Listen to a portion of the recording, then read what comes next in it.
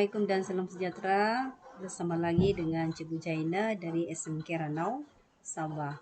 Hari ini Cikgu akan kongsikan cara menjawab soalan 1 kertas 2 morfologi, dan tajuk Cikgu pada kali ini ialah kata majmuk mantap. Sebelum kita meneruskan pembelajaran, kita tengok dulu standard kandungan. Apa yang perlu dicapai oleh pelajar. Standard kandungan 5.1, memahami dan menggunakan bentuk kata yang sesuai dalam pelbagai bidang. Seterusnya, standard pembelajaran 5.1.1, mengenal pasti dan menggunakan bentuk kata tunggal dan kata majmuk dengan betul mengikut konteks. Dan tumpuan Cikgu pada kali ini ialah kata majmuk mantap. Seterusnya, kita tengok pula apakah objek pembelajaran. Pada akhir pelajaran, murid dapat yang pertama, mengenal pasti 4 kata majmuk mantap dalam petikan. Kedua, membina ayat 4 kata majmuk mantap dengan betul mengikut konteks. Apakah kata majmuk? Kata majmuk ialah bentuk kata yang wujud apabila dua kata dasar atau lebih dirangkaikan menjadi satu kesatuan sintaksis yang membawa maksud tertentu.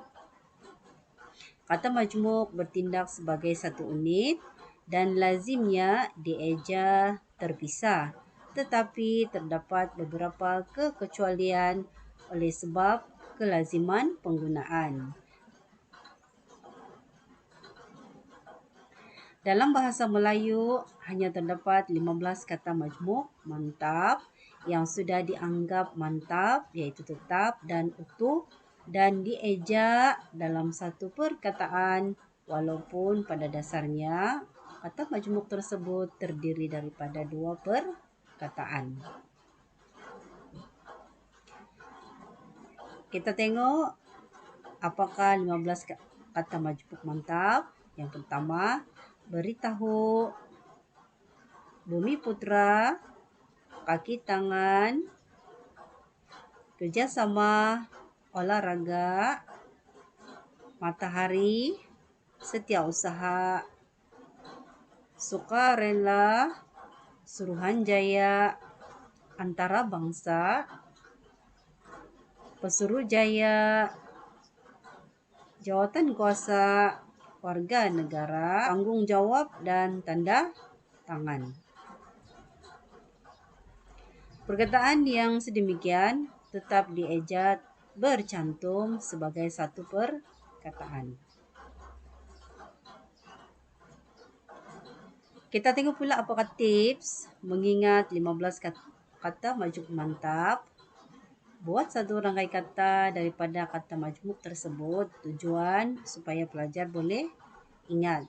Yang pertama, Pesuruhjaya antara bangsa, sukarela, olahraga, tanda tangan, Suruhanjaya, kerjasama, kaki tangan, beritahu, setiausaha, jawatan kuasa, bumi putra, tanggung jawab, warga negara, dan yang terakhir, matahari.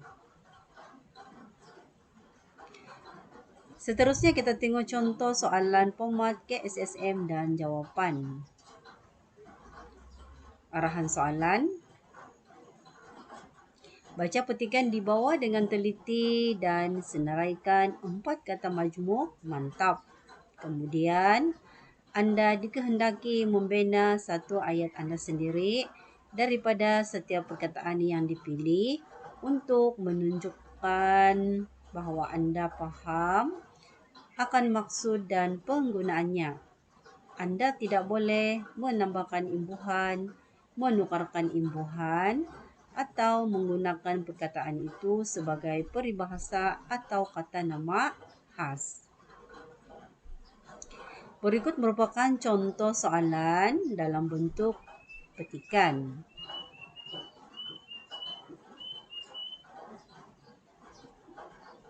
Seterusnya kita tengok kata majmuk yang terdapat dalam